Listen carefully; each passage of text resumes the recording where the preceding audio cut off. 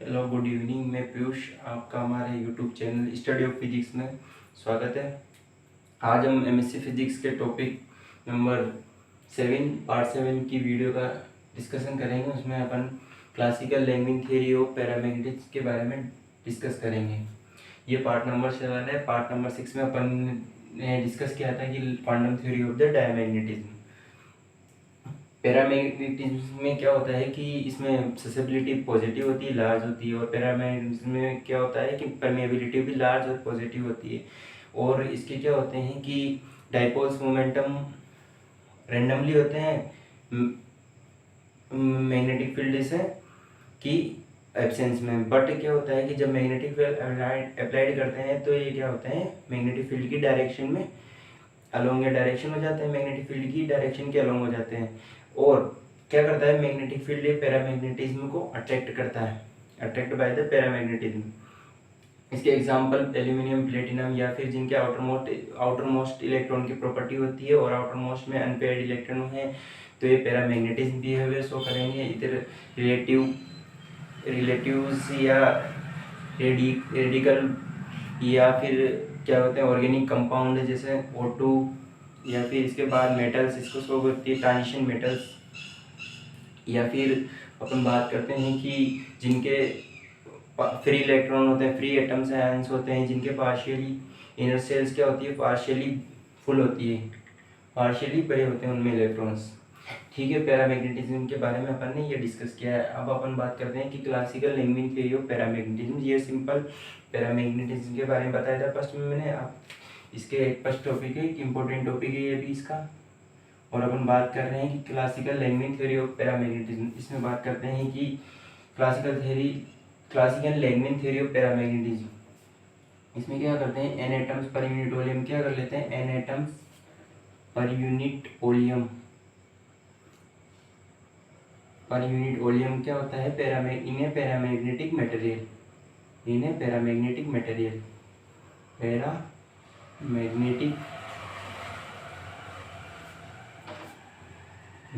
Material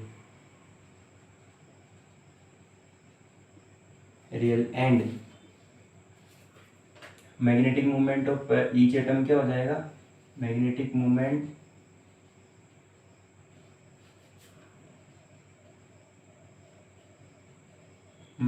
each atom क्या हो जाएगा, टर्म म्यू। ठीक है, अभी एनर्जी ऑफ जैसे कि ये क्या है थीटा एंगल पे b vector mu, magnetic movement क्या है थीटा रोटेशन कर रहा है और ये कितना है π/2 हो गया, तो π/2। ठीक है, तो एनर्जी क्या हो जाएगी, so energy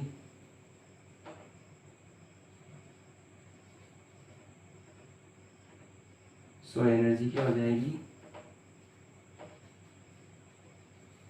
energy in this rotation of magnetic movement, energy of the rotation of magnetic movement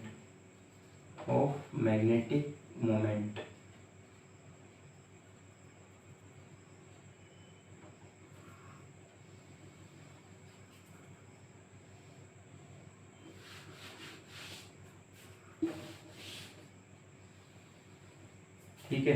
magnetic energy of the in this rotation of the magnetic movement में एनर्जी क्या हो जाएगी, यू से डिनोट करेंगे तो minus mu dot b vector dot b vector, और इनके बीच में एंगल कितना है थीटा, और किससे डिनोट करेंगे तो minus mu u equals to mu b cos theta. Equation number first denote कर देंगे। अब बात करते हैं कि according to the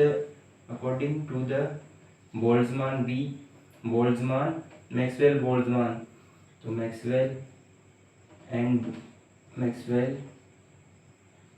Boltzmann state से क्या होता है स्टेटमेंट्स, मैक्सवेल बोल्ट्जमान स्टेटमेंट्स बोलता है कि Maxwell Boltzmann statements at a temperature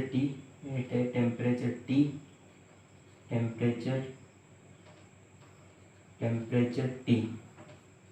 at a temperature t पे क्या होता है कि probability of the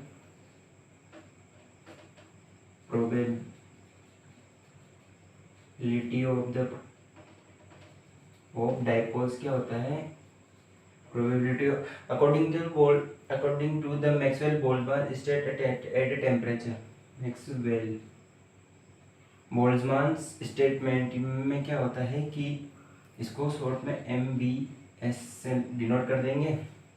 Maxwell Boltzmann statement at a temperature t पे क्या होता है कि प्रोबेबिलिटी ऑफ डाइपोल्स को डिनोट करते हैं अपन e की पावर माइनस u अपॉन के टी,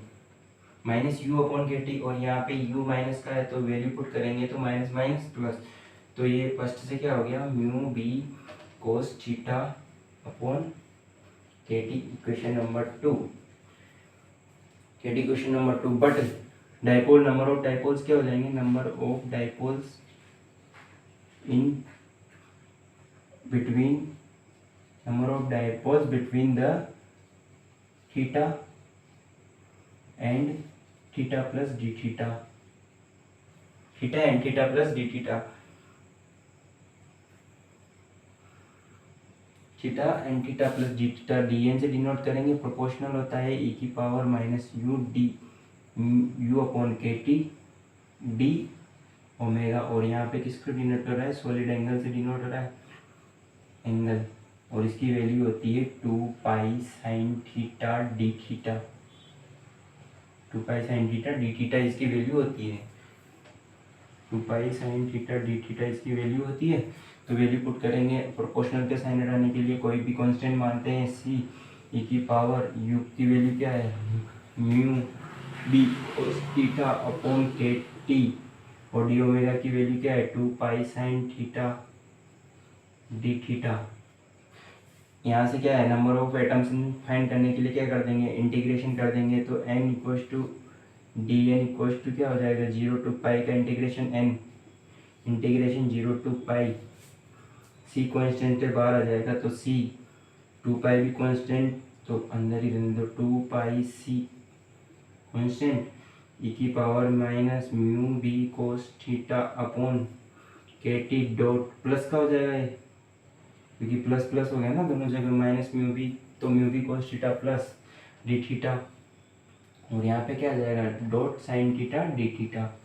इक्वेशन नंबर यहाँ से सी की वैल्यू निकाल लो, सी की वैल्यू क्या आ जाएगी N upon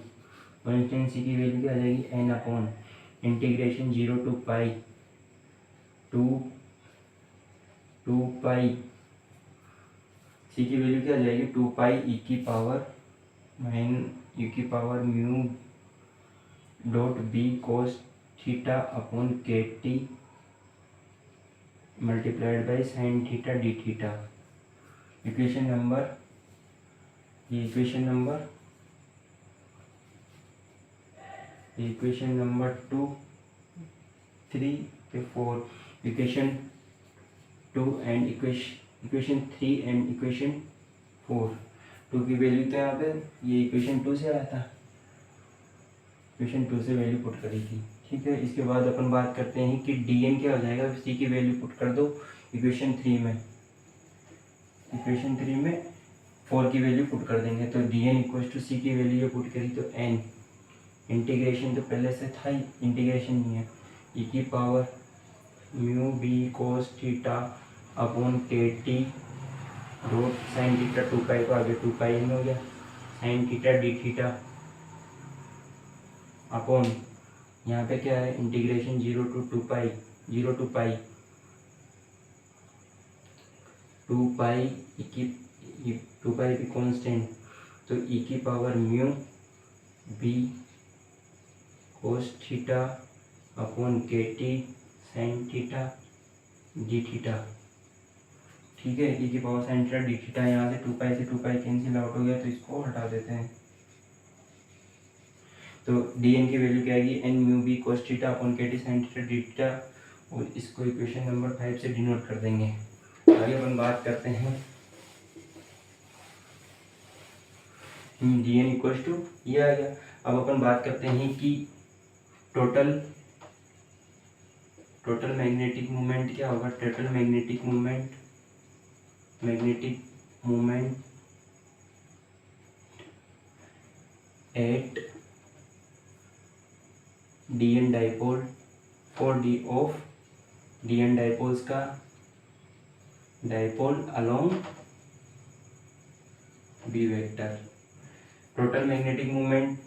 moment of the N dipole along the B vector. तो इसको डिनोट किया जाता है एम से, टोटल को 0 to pi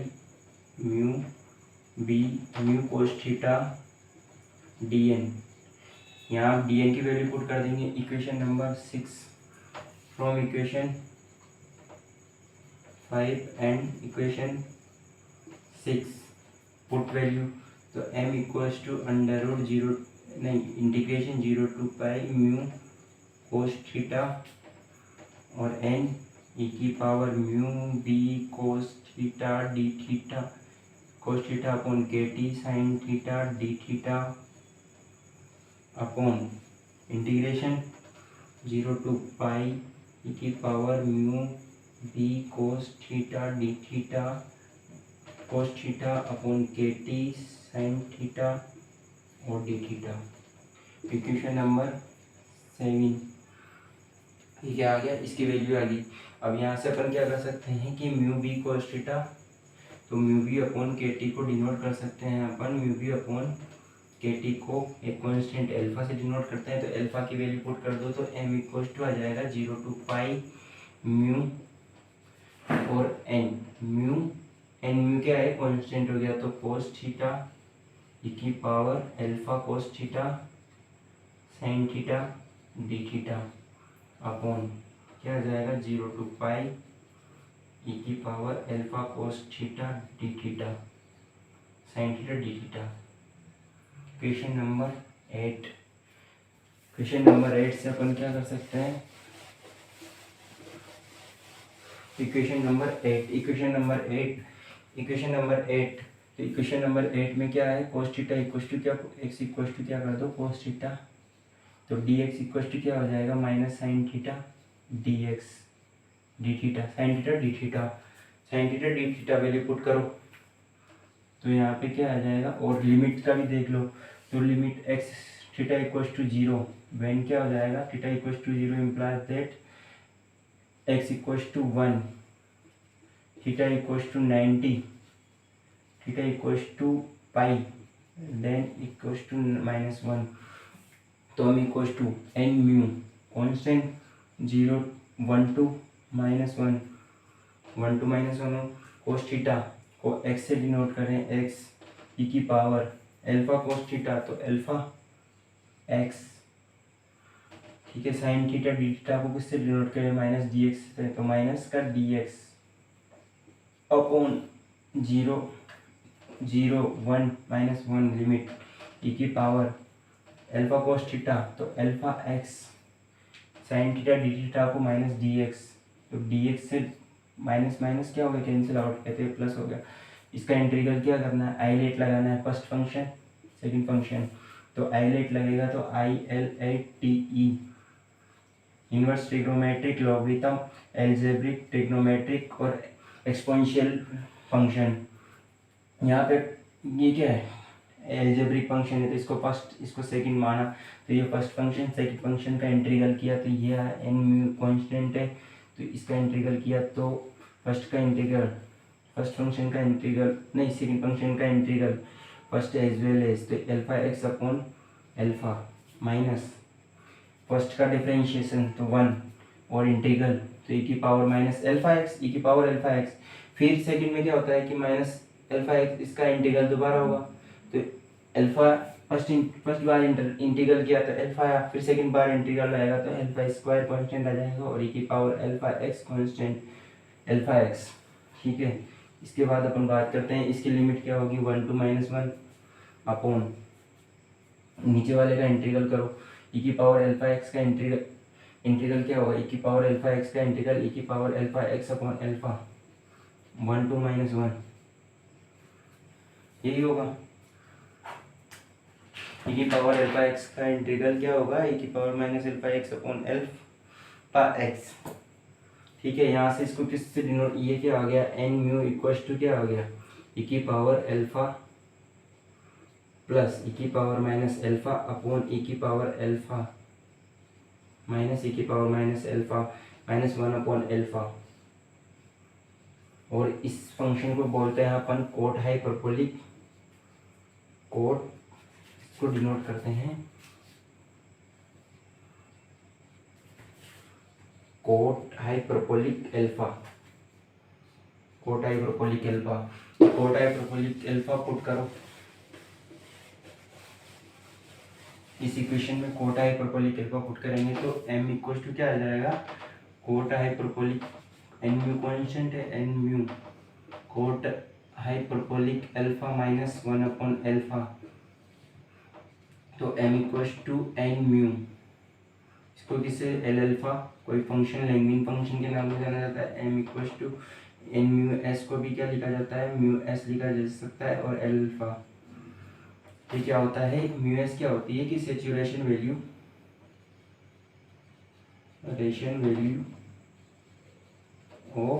saturation value of magnetic moment and L alpha क्या होता है, लैंगविन फंक्शन। क्या होता है, लैंगविन फंक्शन होता है ये। ठीक है, इसके बाद इस इक्वेशन को कौन सी इक्वेशन डिनोट कर देंगे, 9 इक्वेशन। 8 इक्वेशन अपन ने वहाँ डिनोट की थी, इसको 9 इक्वेशन डिनोट कर देंगे। m equal to mu s alpha. ठीक है, इसके बाद अपन बात करते हैं केस फर्स्ट। केस फर्स्ट में अपन जैसे केस फर्स्ट के बारे में बात करते हैं। केस फर्स्ट में क्या करते हैं कि अल्फा ग्रेटर देन 1, तो अल्फा की वैल्यू क्या है, mu B upon cos theta, mu B upon के टी। और ग्रेटर देन 1 है तो म्यू यहाँ से क्या आ गया, B greater than T, mu B greater than के T implies that greater than 1। क्या आ जाएगा, म्यू बी ग्रेटर देन, तो क्या आ गया, strong magnetic field, strong B and low temperature. Strong B and low temperature पे क्या होता है कि कोट हाइपरबोलिक इक्वल्स टू 1, तो एल अल्फा टर्म्स टू 1, तो क्या आ जाएगा, m equals to mu s saturation value of the magnetic momentum. और इसका ग्राफ कैसा आ जाएगा, जैसे अपन इसके लिए ग्राफ प्लॉट करेंगे, एल अल्फा और अल्फा के बीच में ग्राफ प्लॉट करेंगे तो ये ऐसा कर्व आएगा। और यहाँ पे जैसे कि किसी भी पॉइंट पे कि एल अल्फा की वैल्यू क्या आ रही है, 1, तो यहाँ पे किसी भी पॉइंट पे 1 डिनोट कर देंगे, एल अल्फा 1। तो ये म्यू एस की वैल्यू कौन सा मैग्नेटिक मोमेंटम प्राप्त हो रहा है, saturation magnetic moment mu s. तो ये at a b strong and low temperature के लिए। थर्ड केस, सेकंड केस के बारे में बात करते हैं। सेकंड केस में क्या होगा, सेकंड केस फर्स्ट केस में अपन ने डिसाइड किया है, सेकंड केस में अपन डिनोट करेंगे कि अल्फा लेस देन 1, तो mu b alpha less than 1, तो म्यू बी लेस देन के टी। तो क्या हो गया यहाँ से, t high temperature and we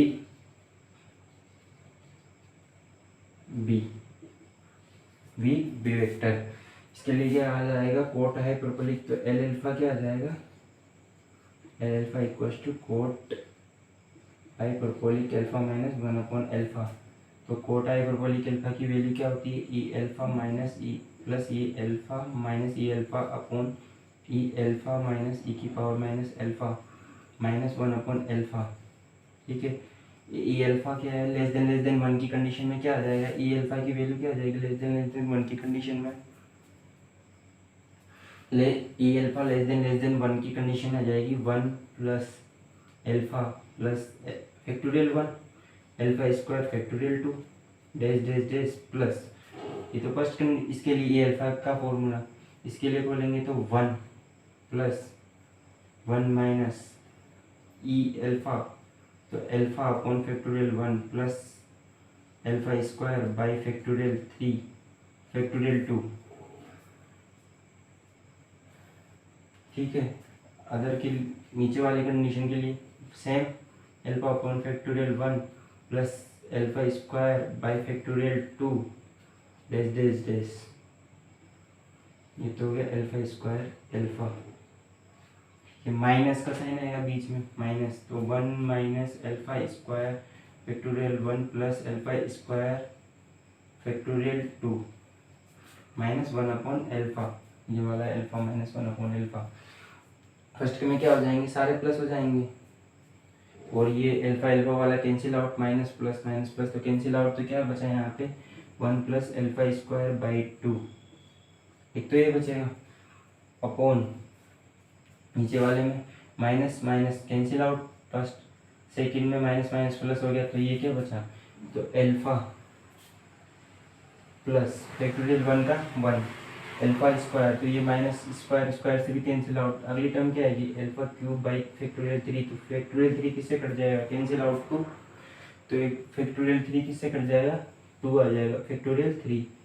alpha cube by factorial 3, इसको किससे डिनोट कर देंगे factorial 2 factorial 3 minus 1 upon alpha, और इसकी वैल्यू आ जाएगी अपने एल्फा बाई 3, इसको सोल्व आउट कर सकते हैं अपन, 1 प्लस एल्फा स्क्वायर फैक्टोरियल 2, तो ये क्या आ जाएगा, ये 2 आएंगे दोनों क्योंकि प्लस हो रहा है, ये 2 से 2 कैंसिल आउट, तो alpha square by factorial 2 alpha plus alpha cube upon factorial 3, इनको सॉर्ट आउट करने के लिए अपन पहले बात कर लेते हैं कि एल्फा स्क्वायर सॉर्ट आउट करें, तो जैसे 1 या तो एलसीएम ले लो फैक्टोरियल को लेके, तो 2 plus alpha square by alpha square 2 cancel out हो गया, यहाँ पे क्या आ गया बाई 2 में आएगा अपॉन, यहाँ से भी 2 कॉमन ले लो, तो 2 से 2 कैंसिल आउट हो जाएगा, तो यहाँ क्या आ जाएगा 2 alpha plus alpha cube upon 3 है ना, 3 तो बचेगा, alpha 2 alpha cube upon 3 minus 1 upon alpha, LCM लेंगे तो ये सोल्व आउट हो जाएगा, और एल्फा अपॉन एल एल्फा की वैल्यू क्या आ जाएगी एल्फा अपॉन 3, और इससे अपन एल्फा अपॉन 3 की वैल्यू अपन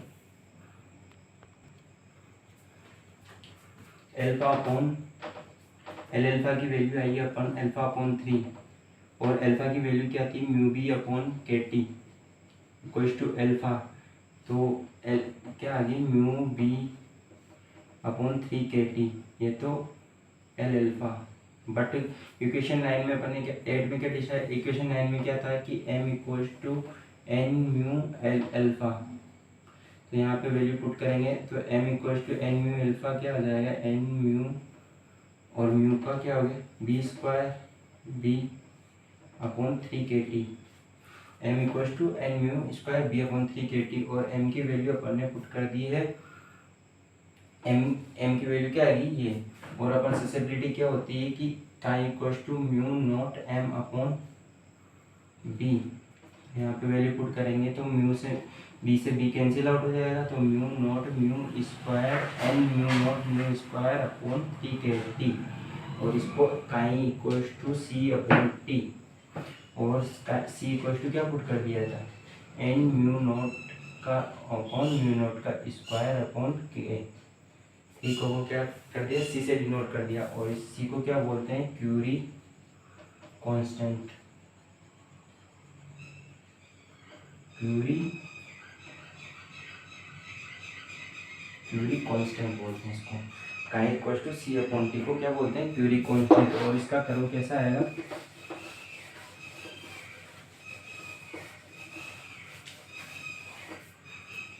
क्यूरी कांस्टेंट का करो, जैसे क्या बोल आ रहा है इससे इन्वर्सली प्रोपोर्शनल आ रहा है, तो इन्वर्सली में क्या आएगा काई और टी के बीच में रिलेशन करेंगे तो इन्वर्सली आ रहा है, तो इन्वर्सली ये बढ़ेगा तो ये कम हो जाएगा, अगर अपन 1 अपॉन एक्स या टी के बीच में डिवाइड करते हैं तो क्या है ये दूसरे के प्रोपोर्शनल होगा 1 अपॉन एक्स और टी, तो बट एक्स और टी के बीच में इन्वर्सली प्रोपोर्शनल है, तो ये दो ग्राफ कैसे आ रहे हैं और इसका ही आ गया। ठीक है, अगले पार्ट में अपन डिस्कस करेंगे quantum theory of the paramagnetism.